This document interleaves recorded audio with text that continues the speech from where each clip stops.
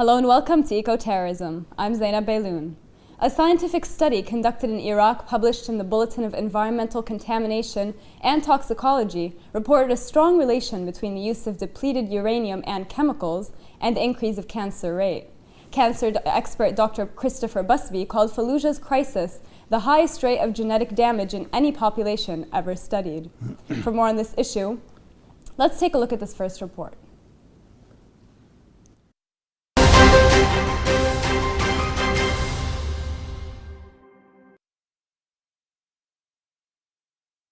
The noticeable rise in the number of cancer cases and birth defects in some areas in Iraq made 3 ministries in Iraq to launch a joint study on its cases. The study by ministries of the Environment, Health and Science revealed that cities and towns bombed by the US and its allies during the 1991 and 2003 wars showed unmistakably higher rates of cancer and birth defects incidents. The study further revealed that the bombed areas were close to bases of the Iraqi army and contained high levels of radiation and dioxins. The doctors in Baghdad's nuclear medication hospital said that the pollution was caused by the weapons used by the US and its allies and has led to a huge increase in cancer and birth defect cases in the targeted communities. Following the U.S. occupation of Iraq, over 109,000 cases of cancer have been reported in Iraq, many of which are believed to have been caused by toxic weaponry used by the U.S. and its allies. We all know that Iraq has faced many wars in a short period, and many sorts of weapons have been used against its people. And I think it's one of the reasons behind the increase of cancer cases in Iraq. Iraqis who suffer from cancer believe that the U.S. troops have used radioactive and chemical weapons against them and accuse them of being behind their plight. My struggle against the cancer has started in 2004 after the U.S. invaded Iraq. I live in an area located nearby an ex-Iraqi army base, which was heavily bomb-shelled by U.S. I have been in this hospital since more than a year and a half. It's very painful to live such a life because of an occupier. Armor-piercing shells made of depleted uranium were first used in warfare by US-led troops during the 1991 Persian Gulf War and then during the 2003 invasion, turning many parts of the Iraqi soil into radioactive toxic wastelands.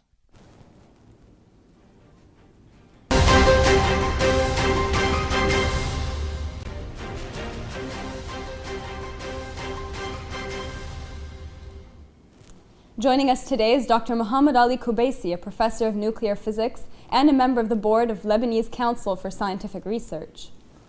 Joining us by Skype from London is Dr. Christopher Busby, scientific consultant to the Low-Level Radiation Campaign and director of the independent environmental consultancy Green Audit. First of all, Dr. Kubaisi, thank you for being here with us today. Thanks for the invitation.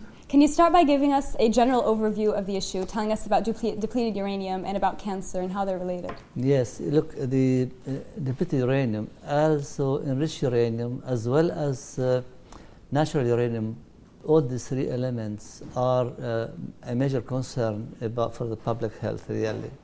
And the use of depleted uranium in weaponry and in war actions has caused a lot of problems in terms of health to the people. Sorry that the big power have used depleted uranium because it's cheap and depleted and waste.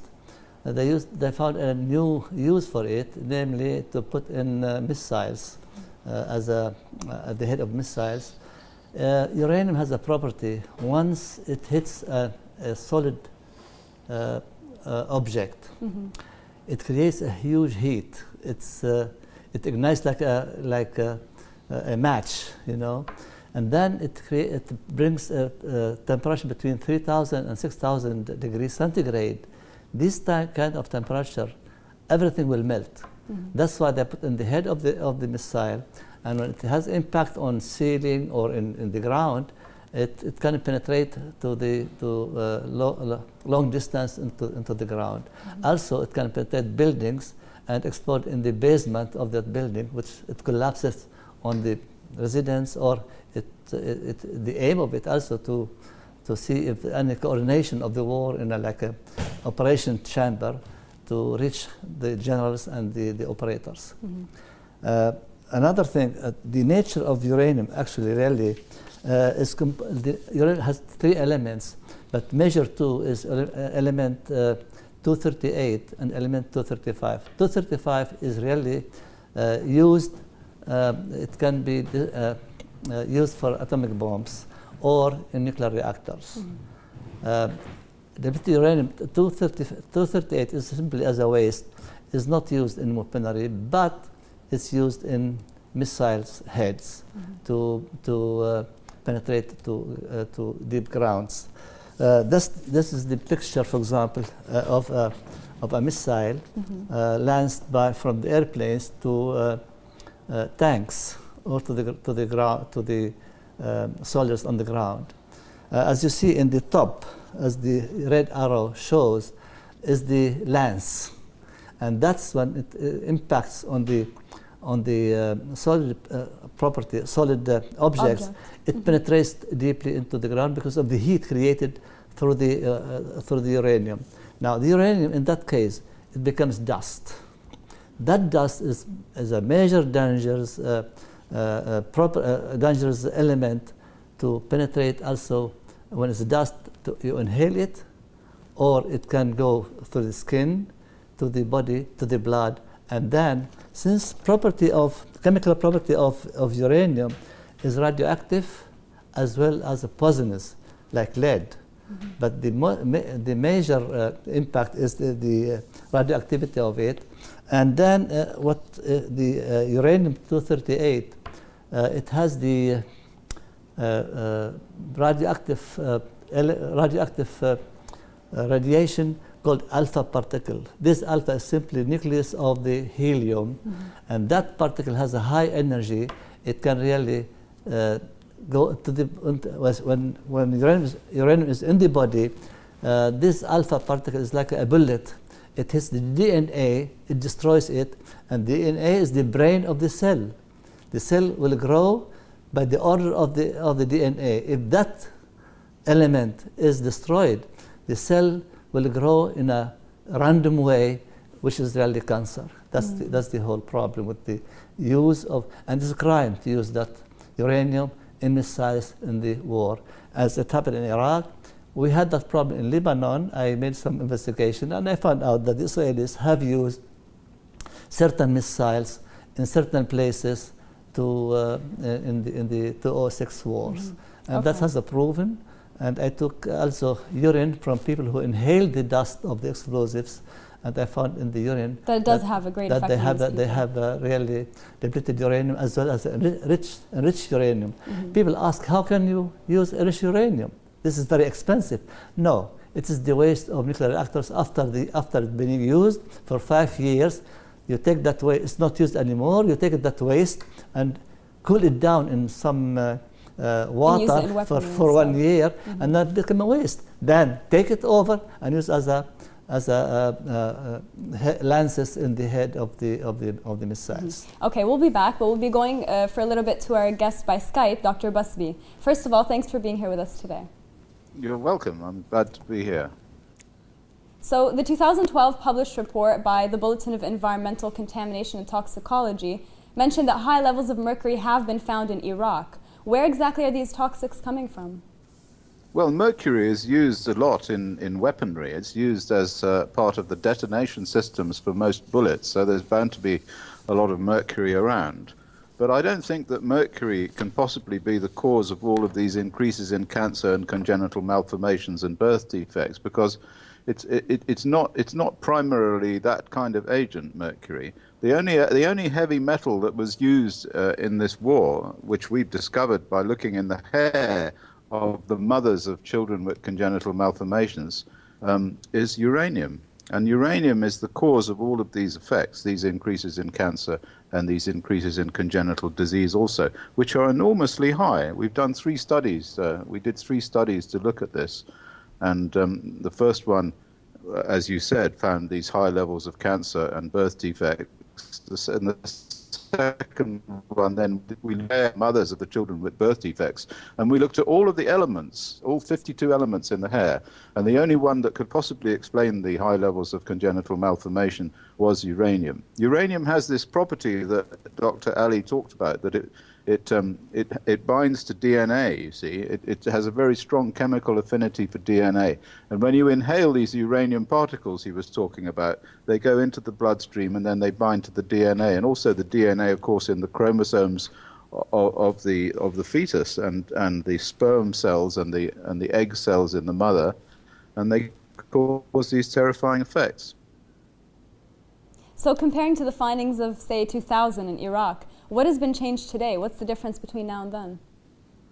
Well, things seem to be much the same. The problem with these with this sort of contamination is that it actually damages the DNA, and it stays around in the body for a very long time. Now, once you've damaged the DNA of the parents, then that goes on and on and on. It generates a process called genomic instability.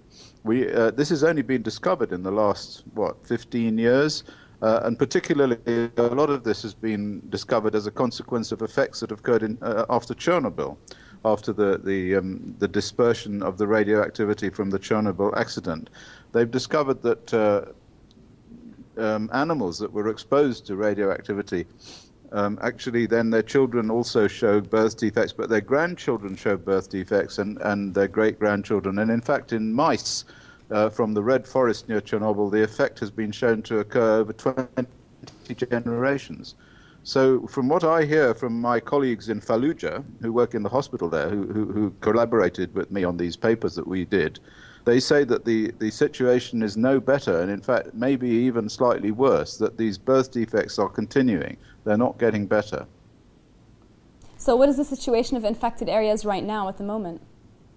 Well, the situation in the areas, is, I imagine, is, and we haven't been there to see, but the contamination on the ground will not have gone away very much, but it will have gone away a little bit, because the rain will wash the radioactive particles into the soil, and then they'll slowly go down through the soil. So there won't be so much more available to be inhaled in the air. But as I said, it's not really the problem. The problem is that the population itself has been damaged genetically already at the beginning of all of this, and this situation also exists in the Balkans, incidentally, in Kosovo, where they used and in Bosnia, where they used lots of uranium weaponry. And I believe that from work that we did also, and Dr. Kubaisi did in Lebanon, we also found the use of enriched uranium weapons and depleted uranium weapons by the Israelis, and we also found it in Gaza too. We took samples from bomb craters in Gaza. So it does seem as if these weapons are being used now more or less indiscriminately by the Western armies and by the Israelis, and it really needs to be stopped, because it's a serious public health scandal that armies are permitted to use these weapons that have such an indiscriminate effect on populations, and one that lasts for such a very long time. Mm-hmm. Thank you very much, Dr. Busby. We'll be off for a short break, but stay tuned.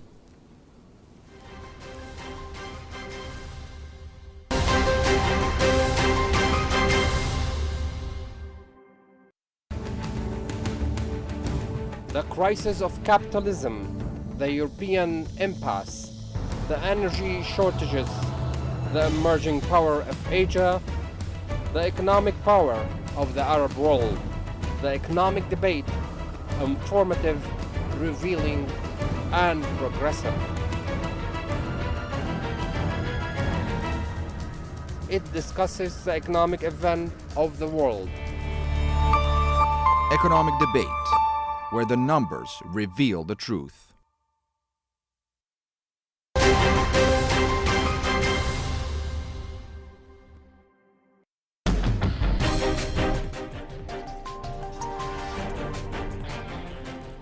Welcome back. So, Dr. Busby, if we continue with the discussion that we were having before the break, how would you say that U.S. military forces violate international humanitarian laws? Yes. Well, international humanitarian laws demand that there should be no indiscriminate effects from weaponry. that when you go to war, what you do is you're not allowed to use weapons that affect civilians indiscriminately. Now, uranium has these depleted uranium and the newer enriched uranium weapons which exist cause these very fine particles of uranium which can be inhaled to disperse over very long distances. We did a study in 2007 of the dispersion of the uranium dust as far away as England, because they have special filters in Aldermaston in Berkshire near the nuclear site there, which detects uranium. And if you look at those, the time series of the increases in uranium in those filters, you find that during that war, uranium went as far as the United Kingdom. So, in other words, this will have had an effect on very, very large number of people. And so it will have increased the congenital malformation rate in a very large number of people. Now, you're not allowed to do that. That's like using a poison gas. It's opposed to the Nuremberg Convention on the use of weapons, and it certainly would be classed as a kind of chemical weapon, although it's a radiological weapon.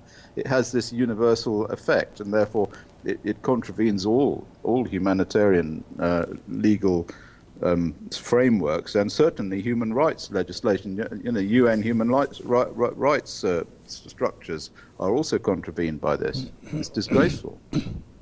So can you explain to viewers the relation between, say, birth defects and depleted uranium in a general sense? Yes, of course. Well, birth defects result from a failure of the development of the child, because, as Dr. Aly says, the brain of the cell, that the actual part of the organism inside the cell that regulates its development, relies upon the structure of the DNA in the cell. Now, if the DNA in the cell is damaged by alpha particles from uranium, or by a new phenomenon called photoelectron emission, whereby uranium sort of acts as a kind of little antenna for natural background radiation, from gamma radiation, what happens is that the destruction of that DNA, or the alteration of that DNA, results in an altered signal to the baby as it grows.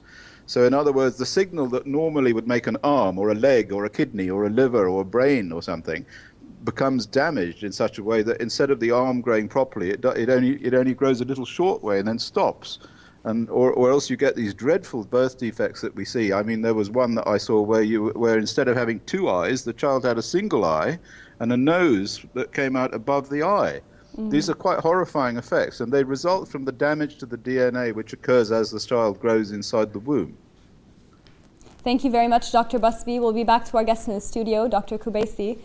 Can you start by commenting on, in general, what Dr. Busby was saying before? Yes, he is right. Also, let me show you also in a quick way how the DNA is simply destroyed by the irradiation of uranium. Here's one picture. I hope the camera can zoom on it and show you. This is the alpha particle here. Can you raise it a little bit more? Helium nucleus, and that's the DNA. It's the brain of the cell, really. It has all the information. It guides the cell how it should develop its cells. But once this is destroyed, then the cell will develop in a very random way. That's the path to the cancer production.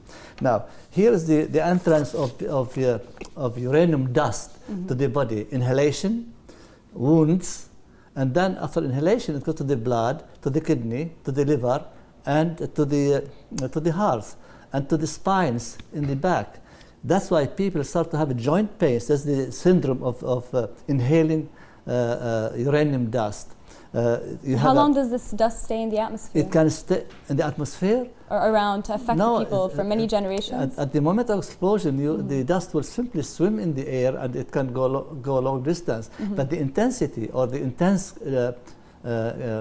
density of the uranium dust in the air, that depends on the location where the explosion was. If you are close to that explosion, you inhale a lot of such dust. And many people in South Beirut, for example, came after the war and cleaned their houses from the dust of explosion. They inhaled that type of dust mixed with uranium particles, and that has caused to the people a lot of pains and joint pains. I took urine from such people who inhaled that dust, and I found out that their urine contains even enriched uranium, depleted uranium, and also high content of natural uranium. It means that the big power, or the state terrorism, they are using such uranium, even natural uranium, which they don't use, they don't need apparently, in the heads of the missiles. Here is a lung, for example, how you inhale that, it can go to the brain, and that's why you feel fatigue. You have fatigue after you inhale that dust, and then it causes lung cancer in addition, as you see it here. Here is a part of the lung, a small part, on the dust. It shows you here how the small particles of uranium, we call nanoparticles, very, very small. They can penetrate through the skin and through the walls of the internal parts of the lung and go to the blood and then accumulate. It attacks the kidneys also. And here's some picture of the kidney, and then the kidney cannot really filter the uranium dust because of this. That's how it functions. It goes to a certain element or organ in the kidney. The function of it is to clean the kidney from the uranium. It's unable to do because so. it is heavy metal. It cannot do it. So it stays in the blood, and then it can damage the kidney in addition. Here, how it can penetrate also through the skin. This is a picture here. And then at the end, here is one of the cells in which the DNA is inside, and then when it's destroyed, then that cell will grow in a very different manner. Here, as Dr. Basbi said, really, I show you some from Iraqi children in Basra. Here is how the birth defect becomes how the child is born with deficiency in his body. Here's another defected child, born child, and here's another one with two heads. And now, Iraqi mother in Basra didn't ask the doctor if the child is a boy or a girl. She asked if he or she is going to be healthy after the birth. So actually, really, this is a crime to use such weapons among the population. I took, after 15 months on the attack on South Beirut, I took sample urine, 24-hour urination from 15 people, and I checked. And you found traces of this uranium. And I checked that at Harvard laboratory in Britain, and I found that three members of a family of 5, 3 have enriched uranium. This is a crime again. And I took the water they drink, for example, to compare if that water has any depleted or enriched uranium. Of course not. It was simply natural water, and then the effect really came from the dust, where this family went into the house to clean their house from the dust after the war, inhaled all this dust, and then not only the family. I took from several, even one woman asked her not to give birth anymore because she has children already, God thanks. And it can affect but them as well. she obeyed that, and then. We'll be going to a final question to the guest by Skype. Dr. Basbi, can we consider birth defects and cancers in Iraq as epidemic? As an epidemic, yes, I think so. But it's an epidemic caused by somebody else's pollution.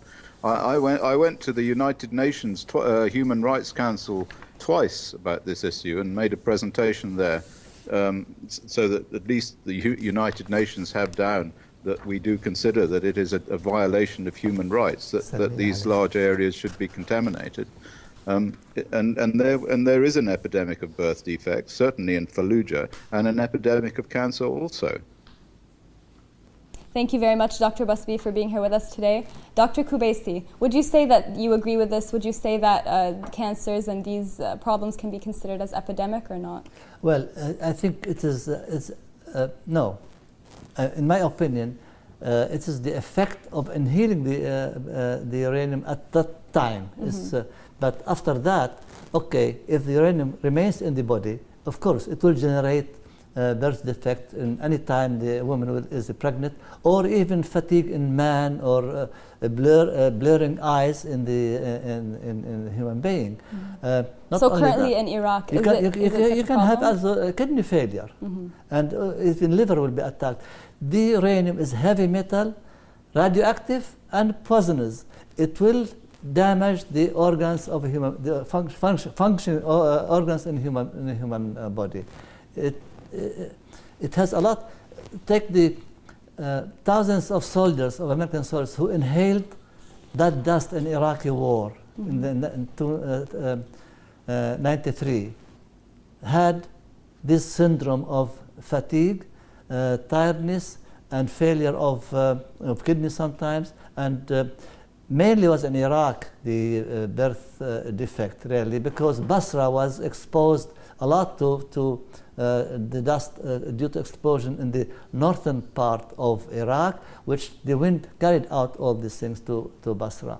And my friend in Dr. Gunter, who is the German, who took some sample from Iraq and to Germany, and a piece of depleted uranium with him at that time. And I met him in Wien, also in human, as he said, in Human Rights Commission lectures in Geneva. Sorry. So now in Lebanon, I like to say, I like to make it clear, the use of DU in Lebanon was not so intense as in other wars, Iraq, for example. In Kosovo or other places. And I wrote a book about that problem also.